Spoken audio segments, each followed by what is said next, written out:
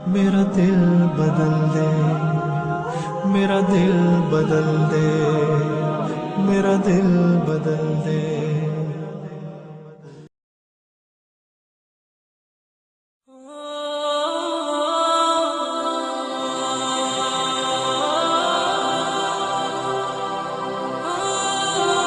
بسم الله الرحمن الرحيم الحمد لله وكفى وسلام على عباده الذين اصطفى أما بعد أعوذ بالله من الشيطان الرجيم بسم الله الرحمن الرحيم يقلب الله الليل والنهار إن في ذلك لعبرة لأولي الأبصار وقال النبي صلى الله عليه وسلم الشتاء ربيع المؤمن طال ليله فصام وقصر نهاره طال ليله فقام وقصر نهاره فصام صدق الله العظيم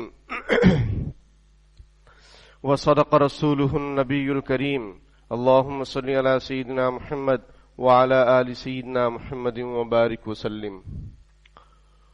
محترم بھائیوں، بزرگوں، موسم جو چل رہا ہے وہ سردیوں کا موسم ہے۔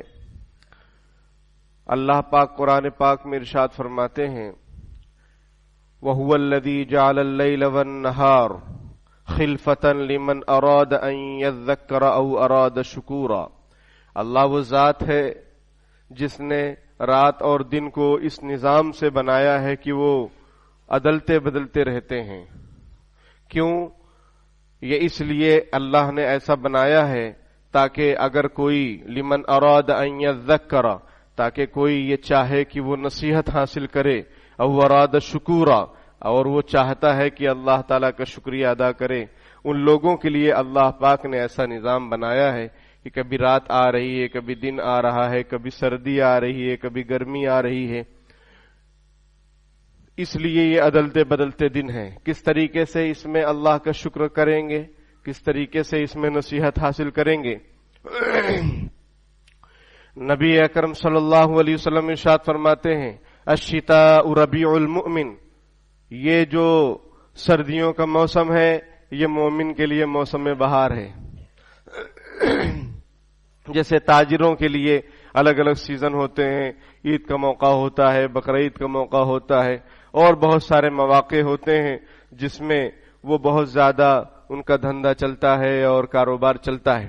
اسی طریقے سے مومن کے لیے الشتاء ربیع المؤمن کہ موسم سرما، یہ سردیوں کا موسم، یہ مومن کے لیے موسم بہار ہے۔ کیوں؟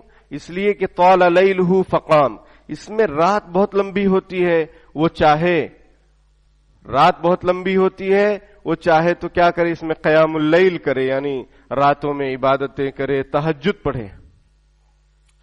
وَقَصُرَ نَهَارُهُ فَصَامَ، اور اس کا جو دن ہوتا ہے وہ چھوٹا سا ہوتا ہے، ہلکا پھلکا ہوتا ہے اور بے تپش ہوتا ہے، اور اس میں حرارت نہیں ہوتی، بہت زیادہ گرمی نہیں ہوتی ہے، وہ چاہے تو کیا کرے، اس میں روزہ رکھے۔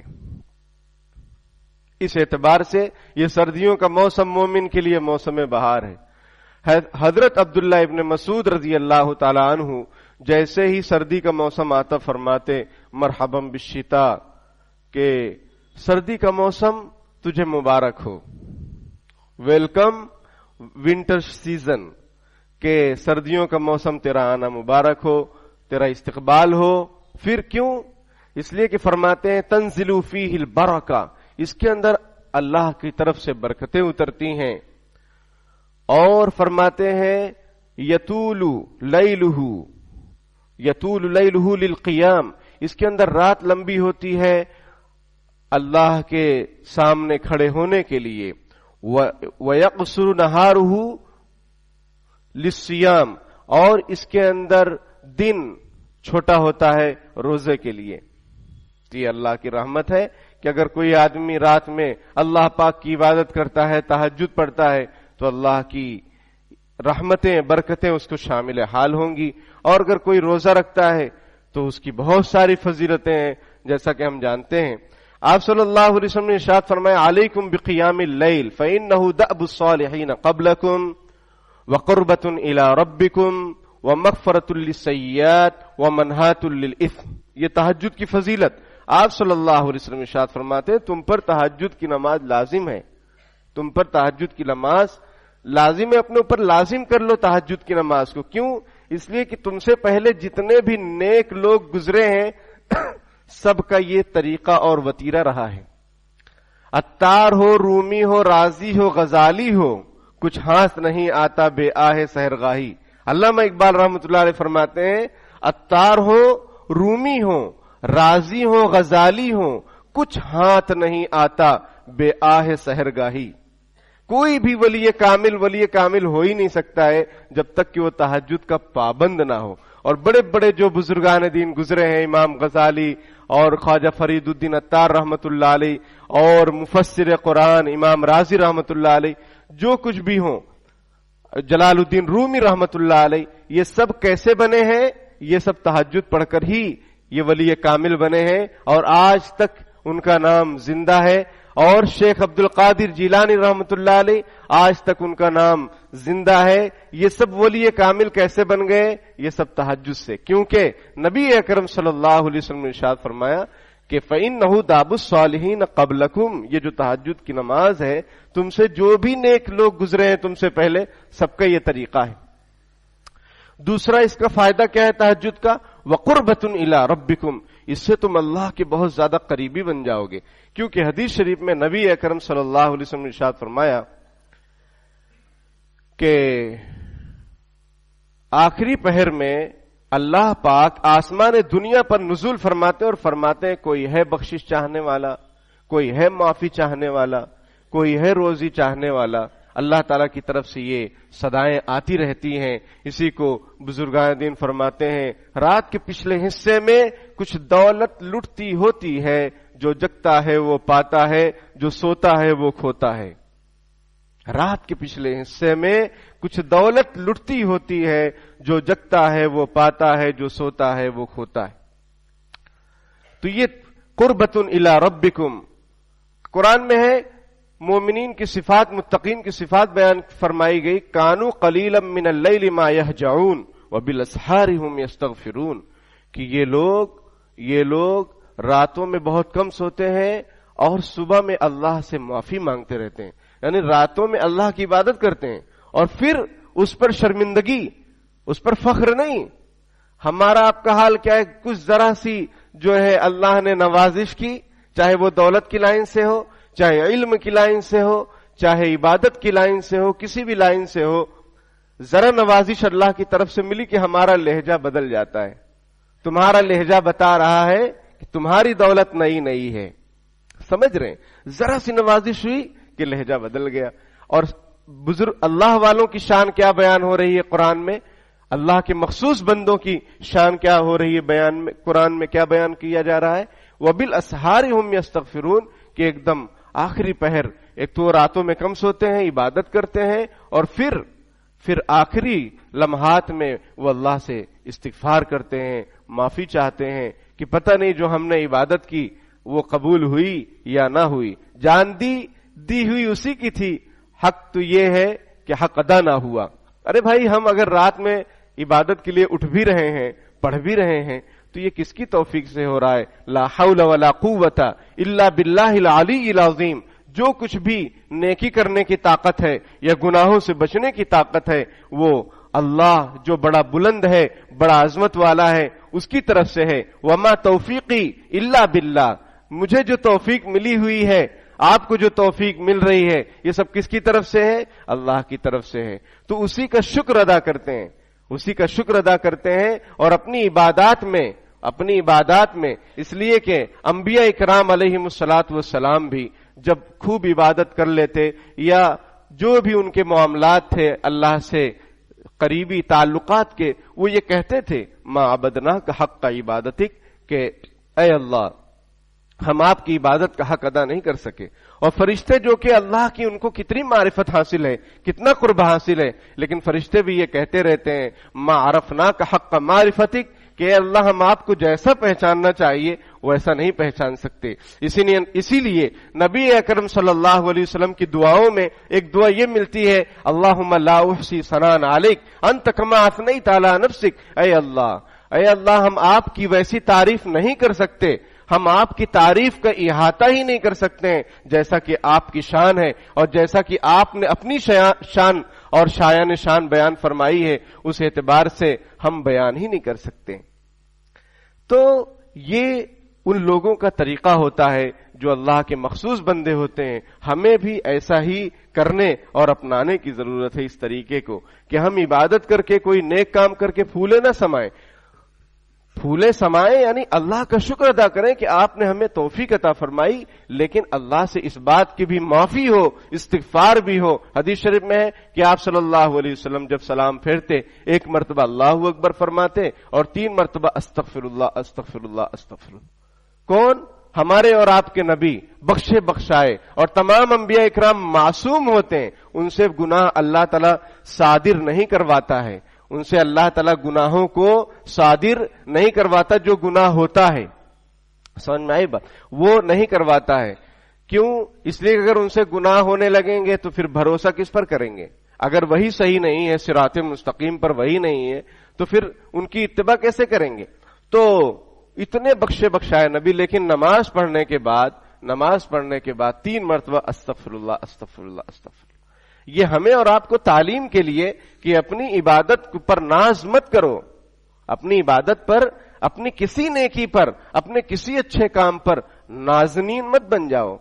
سمجھ میں آئی بات؟ ناز نخرے مت دکھاؤ کہ ہم نے کیا, جو ہوا اللہ کی طرف سے ہوا. سمجھ میں آئی بات؟ جو ہوا اللہ کی طرف سے ہوا. تو 3 مرتبہ استغفار پڑھنا سنت, آپ صلی اللہ علیہ وسلم پڑھتے تھے. تو میرے بھائی تہجد کی بات چل رہی تھی کہ تہجد کتنی اہم اور اونچی عبادت ہے, کتنی اہم اور اونچی عبادت ہے کہ اس کا فائدہ کیا ہے؟ نیک لوگوں کا طریقہ, پہلی بات. دوسری, اللہ سے قریبی تعلق پیدا کرنے کا بہترین ذریعہ, اور اپنی جملہ حاجات, جملہ ضروریات کو پورا کروانے کا بہترین اور سنہرا موقع کہ اللہ تعالیٰ خود کہہ رہے ہیں کوئی ہے بخشش چاہنے والا کہ جس کی میں مغفرت کر دوں, کوئی ہے روزی چاہنے والا جس کو میں روزی دوں. سمجھ میں آئی بات؟ کوئی ہے پریشان شخص جس کی میں پریشانیوں کو دور کر دوں, اور ہم ہیں کہ سوئے ہوئے کنٹرول روم میں پوچھتے رہتے ہیں کہ کب ملے گا راشن, ہے نا, کیونکہ ٹائم اگر گزر گیا یا وقت گزر گیا تو پھر نہیں ملے گا. اسی طرح کسی جو ہے علاج کروانا ہے, ڈاکٹر صاحب تو پوچھتے رہتے ہیں کب ملیں گے. سمجھ میں آئی بات؟ تو اللہ تعالیٰ جو کہہ رہے ہیں کوئی ہے مانگنے والا, اس نے سارا ٹائم بتا دیا, وقت بتا دیا. سمجھ میں آئی بات؟ مانگنے کا طریقہ آپ صلی اللہ علیہ وسلم نے بتا دیا کہ کیا مانگو گے, کیسے مانگو گے, کیا کیا چیز مانگو گے, سب بتا دیا. لیکن ہم ہیں اور آپ ہیں کہ مانگنے کے لیے تیار نہیں ہے, اور دنیا بھر کی فکریں, دنیا بھر کی باتوں میں ہم پڑے ہوئے ہیں, دنیا بھر کی پریشانیوں میں ہم گھرے ہوئے ہیں. کورونا وائرس سے بچنے کے لیے لاکھوں تدبیریں اور گائیڈ لائن اور ڈھلائی اور دوائی کے پیچھے پڑے ہوئے ہیں. موت سے بچ نہیں سکتے ہم. اینما تکونوا یدرککم الموت, کہیں بھی رہو گے موت تو آ کر رہے گی, چاہے وہ کسی بھی شکل میں ہو. موت برحق ہے, اس کا بہانہ کچھ بھی ہو سکتا ہے, لیکن یہ کہاں یقینی ہے کہ ہم کامیابی ہو جائیں گے, ہم جنت میں ہی چلے جائیں گے, ہم جہنم سے بچ جائیں گے. اس بات کا یقین نہیں کیا جا سکتا ہے, اس بات پر محنت کی جا سکتی ہے, یہ ہمارے اختیار میں ہے کہ ہم جنت کا راستہ چنیں یا جہنم کا اور غفلت کا راستہ چنیں. موت سے بچ نہیں سکتے ہیں, لیکن جنت میں جانا ہمارے اختیار میں اور جہنم سے بچنا ہمارے اور آپ کے اختیار میں ہے. اللہ نے ہمیں موقع عنایت عطا فرمایا ہے, اس کی قدردانی کی ضرورت ہے. تو میرے بھائیوں, یہ تہجد کی فضیلت. نمبر 3, بیٹا بیٹھ جائیے. آپ لوگ نوجوان لوگ جو ہے بیٹھنے کی جگہ بیٹھ جاؤ, نہیں اوپر چلے جاؤ. کھڑے ہو کر بات کرنا یا کھڑے رہنا, یہ اللہ رسول کی باتیں ہم حدیث قرآن پیش کر رہے ہیں اور آپ لوگ اپنے اندر مگن ہیں. سمجھ رہے ہیں؟ ایک تو کچھ معلوم نہیں ہے اور کچھ بیان کیا جا رہا ہے تو اس کو سننا نہیں ہے. سمجھ میں آئی بات؟ سننا نہیں, کیونکہ سنیں گے پھر عمل کرنا پڑے گا. تو یہ بہت ہی ہمارے معاشرے کی جو حالت چل رہی ہے ابھی, حالانکہ ایسی اللہ کی طرف سے گرفت آئی ہوئی ہے کہ پورا عالم, پوری دنیا چینج ہو گئی ہے, سب کی پلاننگ فیل ہو چکی ہیں, پالیسیاں دھری کی دھری رہ گئی ہیں, لیکن ہم اپنے آپ کو چینج کرنے کے لیے تیار نہیں. ہاں, سرکار کی جو گائیڈ لائن آئے گی اس پر قرآن حدیث سے زیادہ ایمان رکھیں گے, قرآن حدیث سے زیادہ. لیکن قرآن حدیث جو کہہ رہا ہے, اللہ رسول جو کہہ رہے ہیں, وہ تو سب ہوتا رہتا ہے. میرے بھائیوں, یہ بہت ہی ماتم کی چیز ہے, افسوس کی چیز ہے کہ ہمارا حال وہی ہے جو پہلے تھا, اس سے بھی خطرناک ہو گیا ہے, کیونکہ اب ٹائم ہی ٹائم ہے. میں یہ دیکھتا ہوں کہ فجر ہے, دوسری نمازیں ہیں, اس میں مجھے 7 سال سے اوپر سے لے کر 25 سال کے اندر کے بچے کہاں ہیں, کامٹی کے کہاں رہتے ہیں یہ لوگ, ان کی کوئی الگ مسجد ہے, کہاں ہے؟ 2-4% بچے نظر, فجر میں تو 1-2, باقی سب کہاں ہیں؟ اور آپ صلی اللہ علیہ وسلم کا فرمان ہے, مروا اولادکم وہم ابناء 7 سنین, اپنی اولاد کو نماز کا حکم دو جب وہ 7 سال کے ہو جائیں. اور اسی نبی رحمت, اسی رحمت للعالمین کا یہ بھی قول ہے, میں رحمت للعالمین اس لیے لگایا کہ سنیے, وَضْرِبُوا عَلَيْهَا وَهُمْ أَبْنَاءُ 10 سنین, اور ان کی پٹائی کرو, ان کی پٹائی کرو اگر وہ 10 سال کے ہو جائیں اور نماز نہ پڑھیں. کہاں ہیں ہمارے بچے؟ نوجوان کہیں نظر نہیں آتے. کون سی ان کی اسکولیں کھلی ہوئی ہیں, کالج کھلے ہوئے ہیں, کہاں ہے وہ؟ آن لائن کیا نماز سے بھی بڑھ کر ہے؟ اور کیا ہر وقت نماز صبح 5 بجے بھی آن لائن کلاسیں ہو رہی ہیں؟ کہاں ہیں ہمارے بچے؟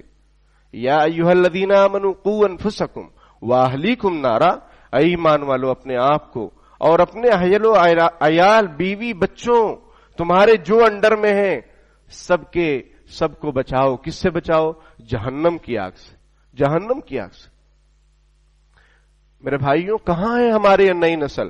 میں نے پچھلے ہفتے اعلان کیا کہ بھائی نئی نسل کے لیے, نوجوانوں کے لیے, ٹین ایجر جو ہیں ان کے لیے ہم نے ایک مجلس رکھی ہے, 2-4 بس. سب کو معلوم ہے مسائل, سب کو پاکی صفائی کے غسل کب فرض ہوتا ہے, غسل میں کتنے فرض ہیں معلوم ہے, قرآن شریف صحیح ہے. کچھ نہیں, ہم کیا کر رہے ہیں, ہم کیا کر رہے ہیں, ہم کیا کر رہے ہیں؟ ارے بھائی کتنے حافظ صاحب خالی ہیں کیونکہ مدرسے بند ہیں. آپ کا قرآن شریف صحیح ہے, آپ کے بچوں کو آتا ہے قرآن پڑھنا؟ انگلش فرفر, انگلش اتنی پڑھ لی ہے کہ انگریزوں کو پڑھا سکتے ہیں, لیکن قرآن اتنا نہیں آتا کہ ابا انتقال ہو جائے تو قبر کے سرہانے اور پیتانے سورہ بقرہ کی ابتدائی اور آخری آیات پڑھ لیں. قرآن اتنا نہیں آتا ہے. ہم کیا سکھا رہے ہیں, کیا پڑھا رہے ہیں, کہاں جا رہے ہیں؟ فَأَيْنَ تَذْهَبُونَ, کہاں چلے جا رہے ہو؟ ان ہوا الا ذکر للعالمین, یہ قرآن رب العالمین کی طرف سے نصیحت ہے, نصیحت ہے. اس کو چھوڑ کر کہاں چلے جا رہے ہو؟ اس کو چھوڑ کر تمہیں کامیابی کیسے مل سکتی ہے؟ بہرحال یہ بہت ہی لمحہ فکریہ ہے ہمارے پورے شہر کے لیے, پوری امت مسلمہ کے لیے, کہ ہمارے بچے کہاں ہیں, وہ نماز کیوں نہیں پڑھتے ہیں, ان کو کوئی بولنے والا کیوں نہیں ہے, ہم کیوں نہیں بول رہے ہیں اپنے بچوں کو؟ کیا ہم اپنے بچوں سے ڈرتے ہیں؟ ڈرتے ہیں تو کیسے کام چلے گا؟ ہم اللہ سے نہیں ڈرتے, رسول اللہ صلی اللہ علیہ وسلم سے نہیں ڈرتے. ابھی شیخ عبد القادر جیلانی رحمۃ اللہ علیہ کے بارے میں پورے دنیا میں, پورے جہاں مسلمان ہیں, تذکرہ ہوگا. وہ کیسے تھے؟ بچپن سے سچے تھے. وہ اتنے سچے تھے, ان کی ماں نے یہ نصیحت کی کہ بیٹا جھوٹ مت بولنا. تو ایک قافلے کے ساتھ وہ علم حاصل کرنے کے لیے جا رہے تھے, قافلے والوں پر ڈاکوؤں نے حملہ کر دیا. ان کی والدہ نے 40 اشرفیاں ان کے بغل میں سی دی تھیں کہ بیٹا جھوٹ مت بولنا. اب ڈاکوؤں نے پکڑا, بولے تمہارے پاس کیا ہے بچے؟ کہا 40 اشرفیاں ہیں. کہنے لگے 40 اشرفیاں؟ بہت تعجب ہوا, اور وہ سچ بول رہا ہے, اس پر اور زیادہ تعجب ہوا. تو وہ اپنے سردار کے پاس لے گئے کہ یہ بچہ تو بالکل ڈرتا ہی نہیں اور سچ بول رہا ہے. لوگ سامان چھپاتے ہیں کہ میرے پاس کچھ نہیں ہے, ایسا ہے ویسا ہے. ڈاکوؤں کے سردار نے پوچھا کہ بیٹا تمہارے پاس کیا ہے؟ انہوں نے کہا 40 اشرفیاں. کہا تم ڈرتے نہیں؟ انہوں نے کہا نہیں. تم سچ بولتے ہو؟ کہا ہاں, ہماری والدہ نے ہمیں یہ نصیحت کی ہے کہ بیٹا ہمیشہ سچ بولنا, تو ہم سچ بولیں گے. تو سب شرمندہ ہو گئے، سارے ڈاکو، اور سب نے توبہ کر لی اور اللہ کے بندے بن گئے۔ میرے بھائیوں، ہم اپنے بچوں کو کیا سکھا رہے ہیں؟ موبائل لو، عیش کرو، ان کی زندگی تباہ و برباد ہو جائے۔ بچے برتھ ڈے ہمارے منا رہے، گلی چوکوں پر کیک بکھرے پڑے ہیں، پیسہ کون دے رہا ہے؟ آپ نہیں دیکھ سکتے ہیں؟ کس کی ذمہ داری ہے؟ علماء تو بیان کر رہے ہیں، پھر کمی کوتاہی بھی علماء ہی کی نکالی جاتی ہے کہ لوگ کیا کر رہے ہیں، ان کی تنخواہ کم کرنی چاہیے، ابھی لاک ڈاؤن میں ان کو تنخواہ کہاں سے دیں گے؟ ارے بھائی، عالم تو نماز پڑھا رہا ہے نا بھائی، امام، اس کے پیچھے 5 لاکھ ہو یا 5 آدمی ہو، وہ تو اپنی ڈیوٹی پوری کر رہا ہے، اس کی تنخواہ کاٹنے کی فکر کی جا رہی۔ اپنے بچوں کی فکر کیجئے، علماء اور ائمہ کے پیچھے مت پڑیے، ان کی تنخواہ دیجئے جو آپ پر لازم ہے۔ حافظ جی لوگوں کو رکھا ہم نے، ان کو نکال دیا، ان کی تنخواہ ہی نہیں دیے، یہ کیا ہے؟ اور پھر میں نے کیا کہا، حافظ صاحب لوگ خالی ہیں، کیوں نہیں ہم کسی جگہ پر ان کا نظم کریں اور کہیں کہ آپ ہماری بستی کے بچوں کو قرآن پڑھائیے، ہمارے بچوں کو قرآن۔ بستی کی فکر آپ کو نہیں کرنی، مت کرو، اپنے بچوں کی فکر تو کرو۔ کیا کر رہے ہیں وہ لوگ؟ کیا کر رہے ہیں؟ کہاں ٹائم ویسٹ ہو رہا ہے؟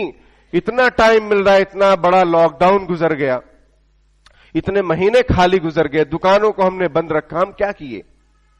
اس سے یہ پتہ چلتا ہے جو ہم یہ پہلے کہتے تھے کہ ہمارے پاس ٹائم نہیں ہے کہ ہم یہ کریں وہ کریں، ٹائم وائم سے کچھ نہیں ہوتا، ٹائم تو ہمارے پاس بھرپور ہے، توفیق اللہ کی طرف سے ملے گی تبھی کام ہوگا، وقت سے کچھ نہیں ہوگا۔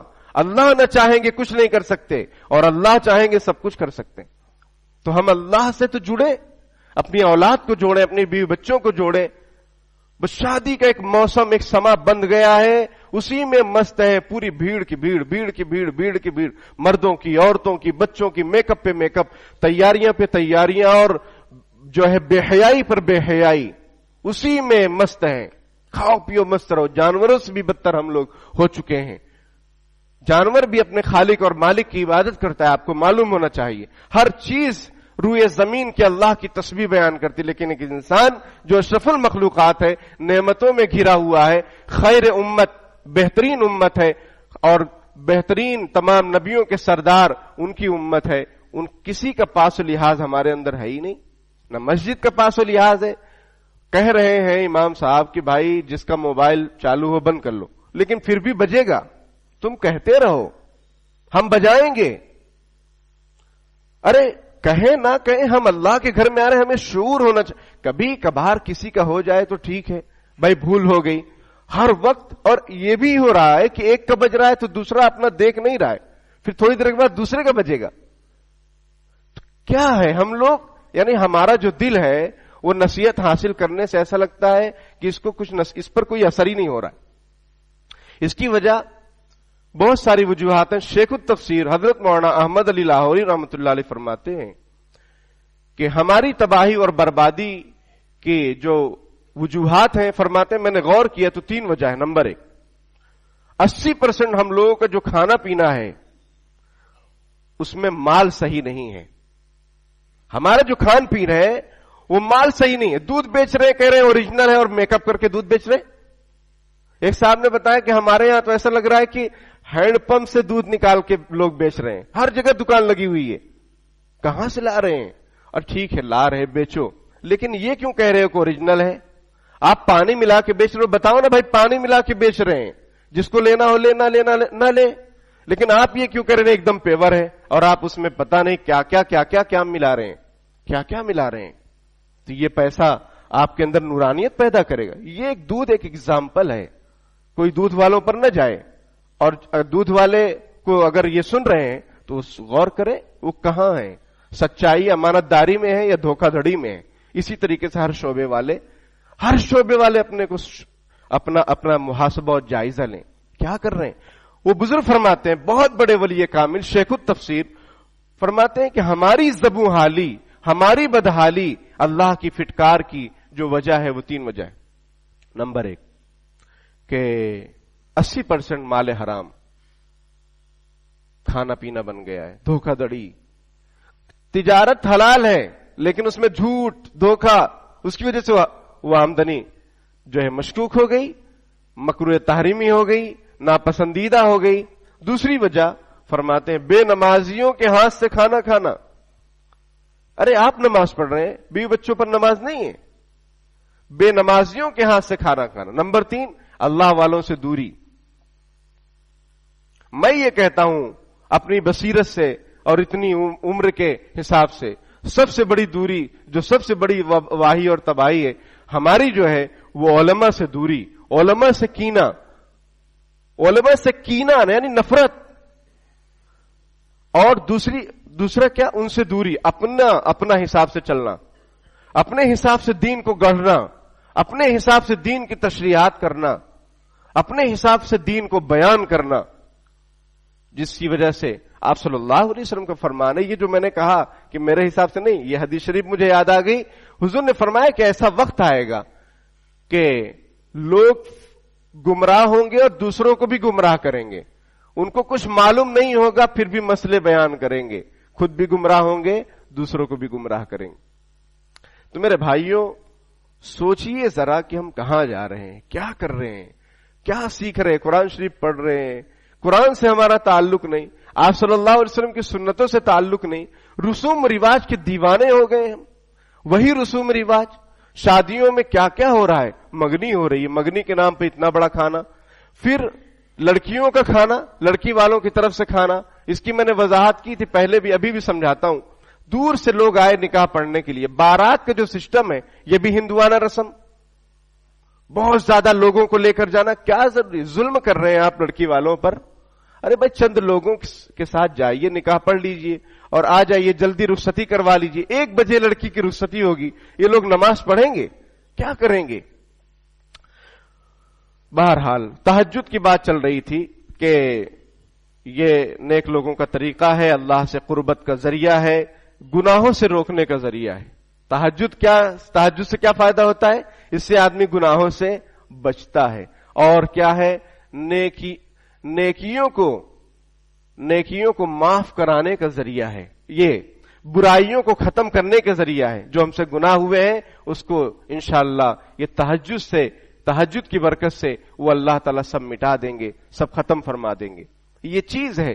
تو سردیوں کا موسم، حضرت عبداللہ ابن مسعود رضی اللہ تعالیٰ عنہ کی بات میں پھر سے دہراتا ہوں، فرماتے کہ سردیوں کا موسم تیرا آنا مبارک ہو، اس لیے کہ اس کی رات، اس میں اب راتیں لمبی ہوں گی تاکہ لوگ جو ہے قیام اللیل کریں، اور دن چھوٹا ہوگا تاکہ لوگ روزے رکھیں. میرے بھائیوں، آپ نفل روزے نہیں رکھ سکتے مت رکھیے، لیکن جو سفر حضر میں یا بیماری کی وجہ سے، یہ جو ہماری خواتین ہیں ان کے پیریڈ کی وجہ سے، حیض و نفاس کی وجہ سے جو ان کے روزے چھوٹے ہوئے ہیں، وہ قضا کرنا تو فرض ہے، وہ قضا کرنا فرض ہے، وہ سنت نفل نہیں ہے. اس کو ان موسموں میں، اس موسم کو غنیمت جانے، غنیمت سمجھ زندگی کی بہار کہ آنا نہ ہوگا یہاں بار بار. ہمیشہ کے لیے رہنا نہیں ہے اس دار فانی میں، ہمیشہ کے لیے رہنا نہیں ہے اس دار فانی میں. کچھ اچھے کام کر لو 4 دن کی زندگانی میں، ایسے رہا کرو کہ کریں لوگ آرزو، ایسا چلن چلو کہ زمانہ مثال دے. ابھی شادیوں کا موسم ہے.